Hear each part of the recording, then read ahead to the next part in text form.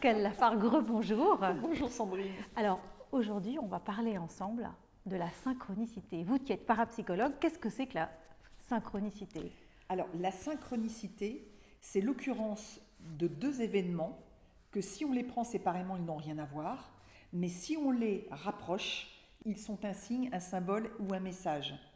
La synchronicité, la première personne à employer ce terme, c'est Carl Gustav Jung.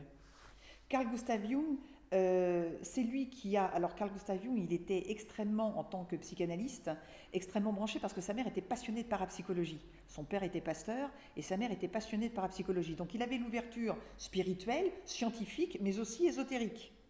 Et c'est de lui aussi qui a parlé des rêves, qui a parlé de la synchronicité. Alors la synchronicité, effectivement, c'est, par exemple, Sandrine, vous pensez à quelqu'un, le téléphone sonne et c'est la personne à laquelle vous pensez qui vous appelle à ce moment-là. Ça, c'est de la synchronicité. C'est-à-dire que deux événements vont se relier en pensée ou en acte. Alors, je vais vous citer un exemple. Puisque des exemples de synchronicité, j'en ai énormément vécu dans mes enquêtes. Alors, je vais vous parler d'un exemple de synchronicité qui, celui-là, est fou. Écoutez bien. Je pars dans le sud de la France, puisque je mène aussi des recherches historiques. Et je vais étudier sur les cathares. Mais aussi tout un travail que je mène dans le sud de la France sur une période qui remonte à il y a 2000 ans, mais aussi sur toute l'histoire de la Bessonnière qui me fascine depuis des années. Bien, donc nous partons dans le sud de la France pour étudier sur les pays cathares. Et là, nous devons visiter Montségur. Nous partons de l'hôtel le matin, avec toujours plus ou moins de retard. Le temps de route, on ne le connaît pas, et nous arrivons au pied de Montségur. Au pied de Montségur, on se gare. Là, quand je vois ce qu'il y a à escalader, je fais effectivement, on va en avoir pour un moment. Mais je craignais pour les personnes qui avaient quelques difficultés.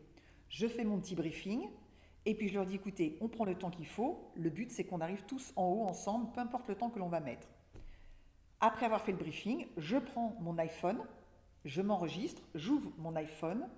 Il était 12h44, donc je dis 12h44, nous commençons l'ascension de Montségur. Nous escaladons Montségur et aux 3/4 de la montagne, il se passe quelque chose. Je verrai si j'en parle tout à l'heure. Et nous terminons l'ascension, tout le monde arrive au bout d'un peu plus d'une heure en haut de Montségur. En haut de Montségur, donc c'est un lieu qui est en ruine, un château qui est en ruine.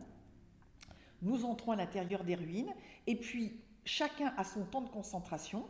Je vais me concentrer comme tout le monde et au bout d'un temps qu'on ne définit pas non plus, on va se retrouver pour échanger sur ce qu'on a vu.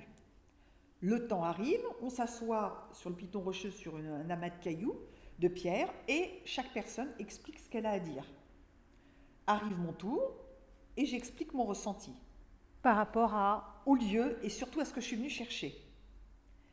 Et au moment où je dis le dernier mot de ma dernière phrase, une goutte d'eau me tombe sur la tête. Donc là, à ce moment-là, je me dis, eh bien voilà, c'est le signal. Nous avons terminé ici, nous allons redescendre. Nous redescendons, et là je vois, et je dis, il est 16h03, fin de la concentration Montségur. Nous repartons. Nous redescendons, nous prenons la voiture et nous rentrons à l'hôtel. On a un petit battement de 45 minutes, donc tout le monde va dans sa chambre se rafraîchir pour se préparer pour le dîner. Et là, à ce moment-là, je me suis dit, je vais appeler un ami qui est un érudit, il faut le dire, parce que j'avais besoin de certaines informations. Et donc je lui raconte mon histoire, je lui dis ça s'est bien passé, je dis on est arrivé à 12h44, il me dit c'est précis, je dis oui parce que j'ai regardé mon iPhone et on est descendu, je raconte tout. Et il m'écoute, il me dit attends Pascal, tu es allé à Montségur pourquoi? Je dis parce que pour étudier sur les cathares. Tu es monté à quelle heure? J'ai dit 12h44. Tu es redescendu à quelle heure? Je dis 16h03 et il me dit ça te dit rien. Alors les chiffres, je dis peut-être oui, le 44 oui, le 12 oui. Il me dit Pascal, le dernier bastion cathare est tombé à Montségur le 16 mars 1244.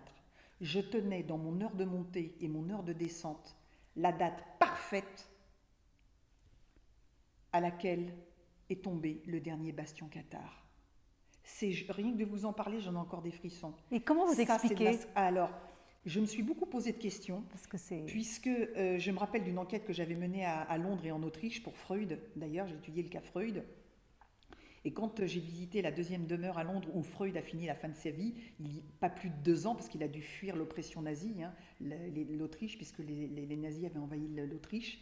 Et donc, on avait visité la maison de Marosfield Garden et au bout d'un certain temps, j'avais eu énormément de révélations. Là aussi, il s'est passé beaucoup de choses. En synchronicité, c'est complètement fou aussi, mais je ne sais pas si j'ai le temps de le raconter. Toujours est-il qu'on est dans le taxi londonien. On aile un taxi, nous montons tous dans le taxi et une personne me dit « Pascal, vous avez l'air triste. » J'aurais tellement aimé avoir un signe de ma mère. Et le signe de ma mère, ce sont les roses.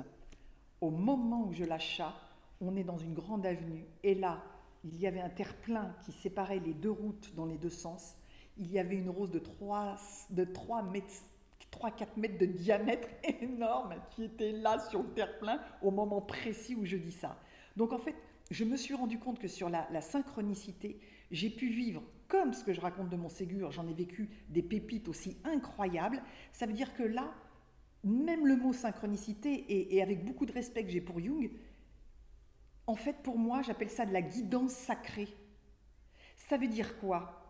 J'ai compris quelque chose, que quand l'acte est juste, quand ce que nous faisons est juste, nous avons toujours en retour une réponse à ce que nous faisons. En revanche, ce que je n'avais pas soupçonné, c'est que ça pouvait prendre cette dimension-là. Ça, je ne l'avais pas soupçonné. Est-ce que vous pensez qu'on provoque des synchronicités Absolument. quand on va dans un chemin qui nous correspond, Absolument. par exemple? Alors là, j'ai beaucoup trop d'exemples en toutes ces années que je fais des voyages d'études à travers toute l'Europe et le monde. Je peux vous dire une chose, oui, on les provoque. Est-ce que ça voudrait dire que quand on va dans un chemin qui ne nous correspond pas, à l'inverse, les choses ne se mettent pas? Alors, c'est pas aussi radical que ça. Alors, il peut y avoir, oui, Sandrine, cet aspect-là. Ça veut dire que c'est peut-être pas le bon chemin pour nous. En revanche, il peut y avoir aussi le fait de dire, effectivement, il y a des difficultés, mais qu'est-ce que veulent dire ces difficultés? Et c'est peut-être bien de comprendre qu'est-ce qu'il y a derrière les difficultés. Donc, il ne faut pas forcément tout jeter ou mettre de côté d'un seul coup. Le but, c'est de comprendre pourquoi il y a des difficultés. Merci beaucoup. En tout cas, Pascal, avec vous, à chaque fois, c'est un bonheur. On apprend des choses passionnantes et on voit les synchronicités, en tout cas, d'une façon beaucoup plus intéressante. Et surtout dans la guidance sacrée.